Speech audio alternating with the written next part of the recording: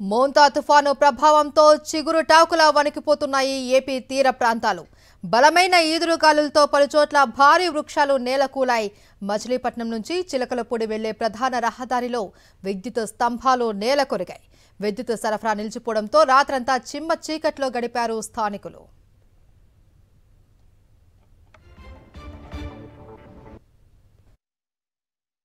మచిలీపట్నం నుండి మరింత సమాచారం మా ప్రతినిధి సురేంద్ర అందిస్తారు. తుఫాను కారణంగా ఈదురుగాలుల ఎఫెక్ట్ ఏ విధంగా ఉందో మనం చూడొచ్చు. నా వెనకే ట్రాన్స్ఫార్మర్ కనిపిస్తుంది. నిన్న సాయంత్రం ఈదురుగాలుల కారణంగా ఇక్కడ మొత్తం ట్రాన్స్ఫర్ అంతా కల నేల కూలిన పరిస్థితి అయితే కనిపించింది. ఇటు చెట్లు దాంతోపాటు విద్యుత్ స్తంభాలు కూడా నేల కూలిన పరిస్థితి అయితే మనకు మచిలీపట్నంలో అనేక చోట్ల కనిపిస్తుంది. భారీ కరెంట్ స్తంభాలు మనం ఏదైతే వైర్లు చూస్తున్నాం ఇవన్నీ కూడా పూర్తిగా నిన్నంతా కూడా పడిపోయిన పరిస్థితి. నిన్న రాత్రి ఇవన్నింటిని కూడా క్లియర్ చేసిన పరిస్థితి. దాదాపు 1/2 కిలోమీటర్ మేర దాదాపు ఇదే పరిస్థితి కనిపిస్తుంది. ఎక్కడికక్కడ విద్యుత్ స్తంభాలన్నీ కూడా మధ్యలోకి విరిగిపోయాయి. భారీ వృక్షాలు విద్యుత్ స్తంభాల మీద పడడంతో ఇవన్నీ కూడా విరిగిపోయినట్టయితే మనకు తెలుస్తుంది. నిన్న రాత్రి ఒక చెట్టు విద్యుత్ స్తంభం మీద నేలకు కూలింది. అప్పుడు విద్యుత్ స్తంభం పడిపోవడం, దాంతోపాటు మొత్తం విద్యుత్ వైర్లన్నీ కూడా డ్యామేజ్ అయిన పరిస్థితి అయితే మనకి ఇక్కడ చాలా స్పష్టంగా కనిపించిందని చెప్పాలి.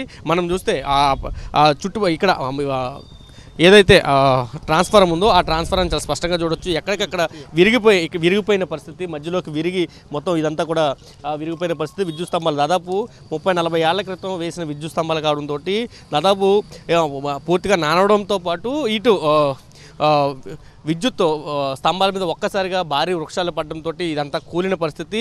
దాదాపు విద్యుత్ స్తంభం 4-5 చోట్ల విరిగిపోయిన పరిస్థితి కూడా మనకు కనిపిస్తుంది. అంటే ఎంత భారీ స్థాయిలో వీధురు గాలులు వేసాయో, కేవలం వీధురు గాలుల వల్లే ఇవన్నీ కూడా విరిగినట్టయితే మనకు చాలా స్పష్టంగా తెలుస్తుంది.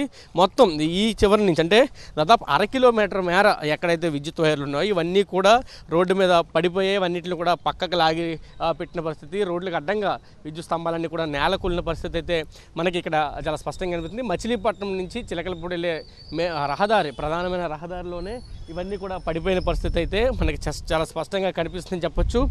రాత్రి అంటే 7-7:30 ప్రాంతంలో ఈ ఈదురుగాలు ప్రభావం చాలా ఎక్కువగా ఉంది. తుఫాను తీరాన్ని తాకే సమయం కావడంతో ఈదురుగాల ఎఫెక్ట్ కూడా భారీ స్థాయిలో ఉండడంతో ఇంత భారీ నష్టం జరిగిందనేది మనకు అర్థమవుతుంది. నిన్నంతా కూడా ఒక మచిలీపట్నంలో ఒక కర్ఫ్యూ వాతావరణం అయితే నెలకొంది. కర్ఫ్యూ నుంచి ఇప్పుడు ప్రస్తుతం